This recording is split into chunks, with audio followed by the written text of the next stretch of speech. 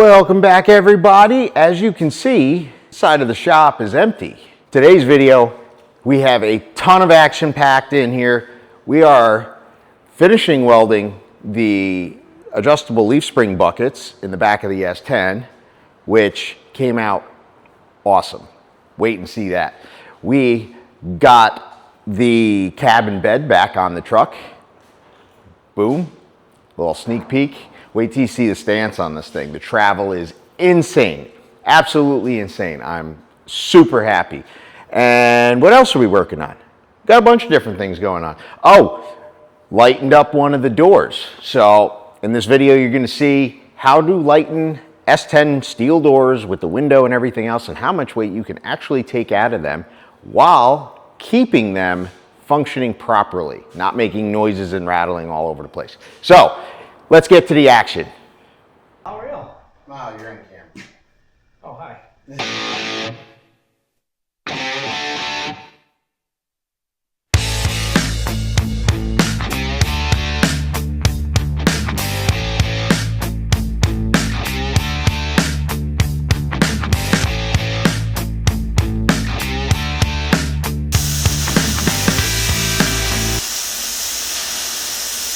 All right. Thank the good Lord. I went, help! And Matt showed up only 4 days later. Super quick service. No, in all seriousness, I love that guy. He's one of my best friends and always saves my ass. All right, well, Matty finished up. You guys saw he was burning things in. Absolutely killed it for me. Got everything taken care of. Unfortunately, of course, I had a conference call with some clients and I couldn't even hang out here with them. But look at this. This is what I'm talking about. Came in here and just absolutely killed it for me. Got all of it burned in all the way around. Got the gusset all in. I got to obviously grind off the burnt paint and stuff, but that just looks awesome. All the way around both sides. So that was the outside. Got the insides all done. Got the gusset all welded in. Just looks great. Like I said before, you got good friends like that, hang on to them because it's rare. So, Maddie, if you watch this video, I love you, bro. You're awesome. And thank you again. But, all right. So, we're going to let all that cool down, grind all that loose paint off. We'll hit that with some primer and some paint. And then we're going to get back on these doors because we are almost there. I did figure out how to get this out. It's not what I really wanted to do. I was trying to get in there with this. Probably put a clip of that in before, but we got almost all the holes drilled. I got one more to do here. The drill bit bent, so I have to grab another drill bit. So I got one more hole to do here. Then we're going to take that fancy little belt sander and run around all the edges, just make sure there's nothing sharp and nothing hanging off like this. That's going to cut me. Clean the inside of the door out, and what we're going to do is inside this door bar here, we cut it here, slid the main section out. I already separated it so it's loose, but it comes across and then there's a bracket that comes up and it's welded like here. So we're just gonna actually take the grinder with a cutoff wheel and slice it right through the door and then take that piece out, and then I'm just gonna stitch weld this back together and grind it smooth, prime and paint. That's how we're gonna do it. Hopefully that works. I don't know, but we're gonna try.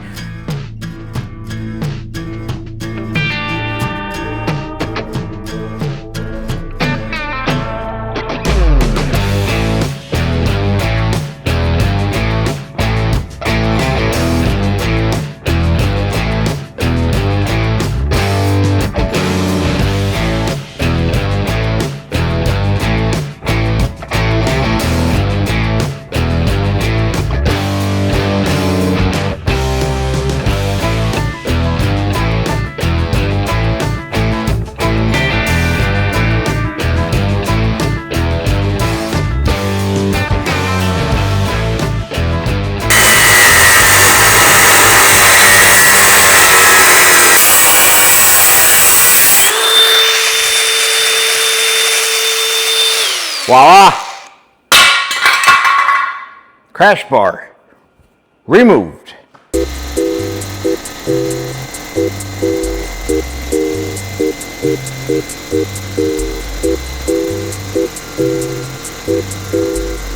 All right, we got our setup So we got our digital scale there. As you can see, this is hanging. And if we just put a little pressure on it, there we go, we got weight. It's in pounds.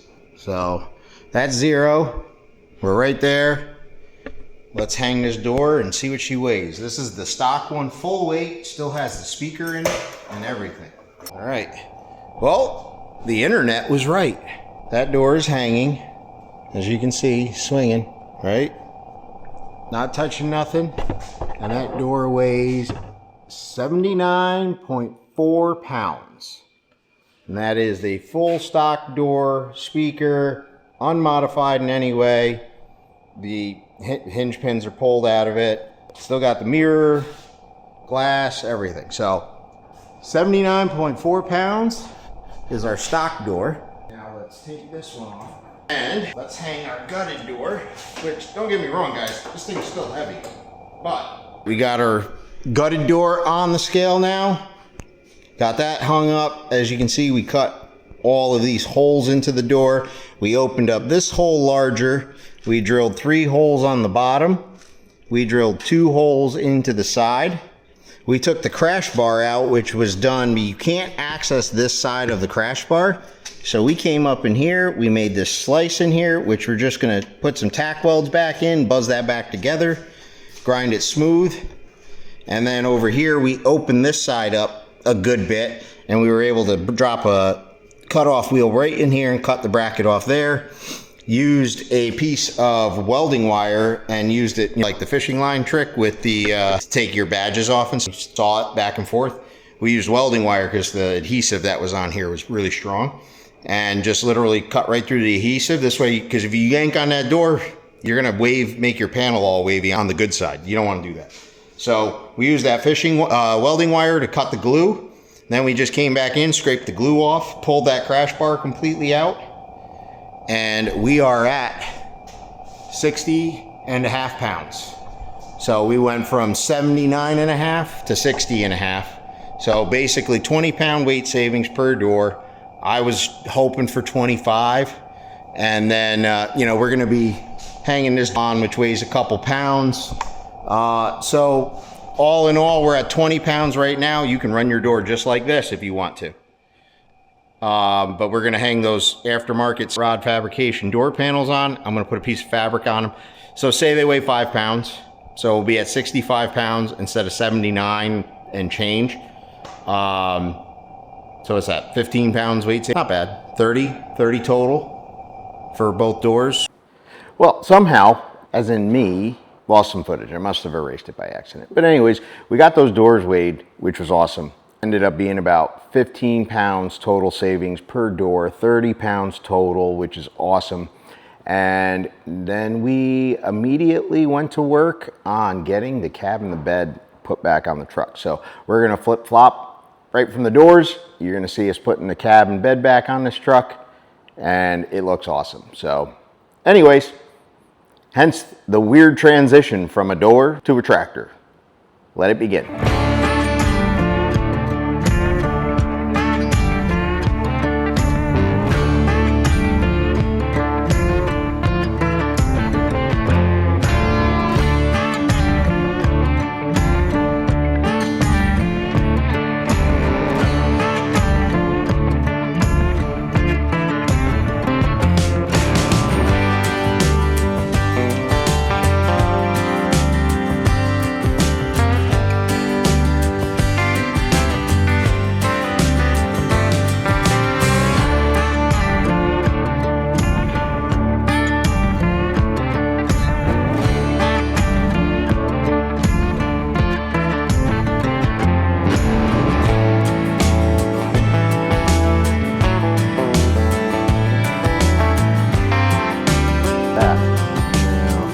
Drop it down on there, but I don't want to.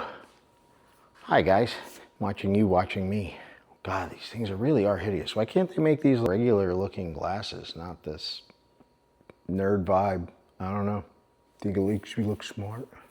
Probably not. Anyways, so we're gonna drop this thing down.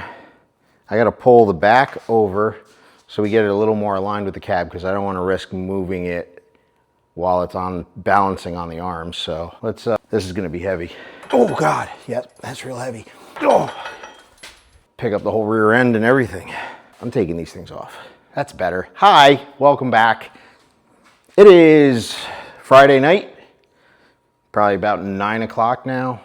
And we are finally putting the cab and bed back on the frame and see what this thing looks like. See if we can get it aligned, make it all jive properly, and hope I didn't mess anything up along the way. So let's see what happens. Oh. All right, let's carefully lower this thing down and see where it gets us. Now we're just gonna get it close here. Now I gotta set the body mounts on. We'll drop these body mounts in. We're using billet body mounts. Ooh, step one. She is sitting on the frame.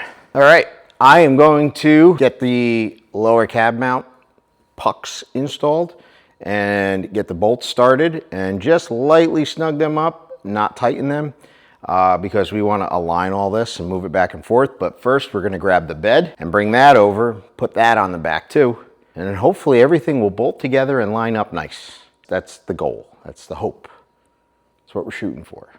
All right, let's do it.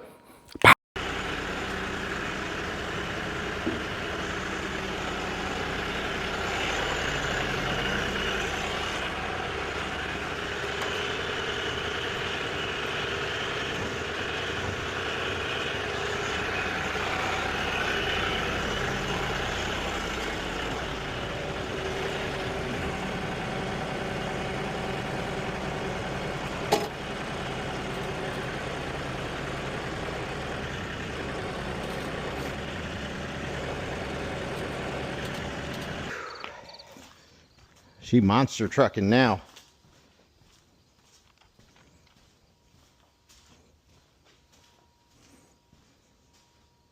Yes, it is on. What you know about that long travel life? That's awesome. All right, it's still not bolted down yet. I just sat the bed on there. Had to look at it. Anyways, we got to get the lift arms out, get them under the frame, and get the whole entire frame. And now, cab and bed up in the air so that we can line up the body bolts, take measurements, square everything up, and get this thing bolted down. We are almost there, ladies and gentlemen. But that bed flare that's on point.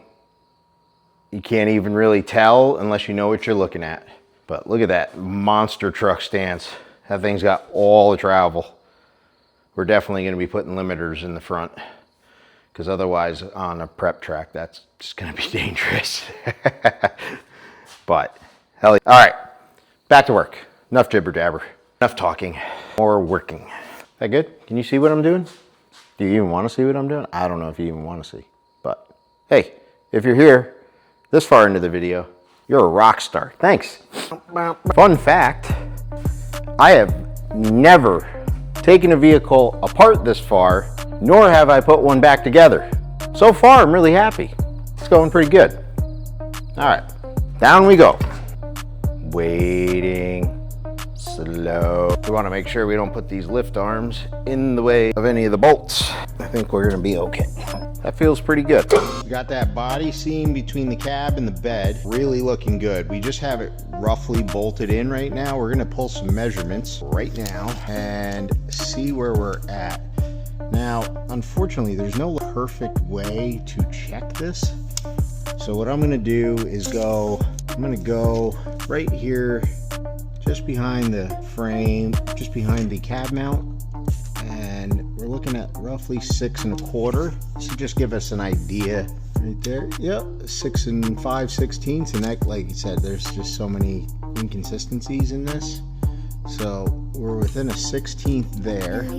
Now let's come back here and we will check it right there. 8 1/8 to right here to in there, and 8 3/16. 8 3/16 light and 8 3/16 light. So that's perfect. Now, all in all, that's really close. And I love that bed flare that we got. I can't believe that's 2 inches out further than stock, but But right now we're looking really, really close. I'd say that's good enough to tighten the bolts down for now. And we'll go from there. Put this thing back on the ground, you know? Ladies and gentlemen, as promised, the cab and bed are mounted on the frame. So we got everything bolted down. We got everything fitted up, everything lined up great. I am super pleased with it. All in all, I think everything's coming together quite nicely. We still have a ton of work to do. So moving forwards from here, now that the cab and the bed are fitted back up on the truck and we're very happy with that fitment, we're gonna move on to getting the fenders mounted, getting the core support figured out, getting all the front end tied together. Then we're gonna take that back apart and we're gonna start mocking up the motor, because I have that guy sitting over there, right there. Not the one down low, the one up high, the one with the headers on it, that one. That is our motor for this build, and I will explain to you guys what that is in the next video. But we got to get the engine plates front and back bolted on that, and a good friend of mine, Anthony at Accurate Transmissions, is going to be letting me borrow a power glide that he has left over sitting around in an old unit that we're going to use for mock-up, because the case is going to be the same dimensions and mounting points and everything else. So we're going to bolt that to my motor, get the motor plates mounted up, and get that dropped in the truck so we can set driveline angle. And we have to make mounts front and rear for the engine plates to bolt to and get everything fitted, because we're getting to that point now where we can start really putting stuff together. We are also going to be purchasing paint for this truck soon. So once I get the motor and tranny mocked up, we got to build the transmission cross member. We got a bunch of stuff to do. Don't get me wrong. I could talk to you for 20 minutes about the laundry list of stuff that we have to do immediately. But moving forwards, the truck came out awesome. I'm super happy. Everything worked out just the way I wanted it to. And we are going to continue hammering away at the punch list on this thing. But like I said, we got to get the front end bolted together, the fenders and the core support and all that good stuff put together, make sure all that fits good. Then we're going to start rocking and rolling on the steering column. We're going to get the seats mounted. All of that stuff is definitely required before the cage for fitment purposes. We have to get all that in. This way, when the cage is built, the cage can line up really perfectly. On that note, I appreciate all of you for watching. Hope you liked the video. And subscribe, share with your friends.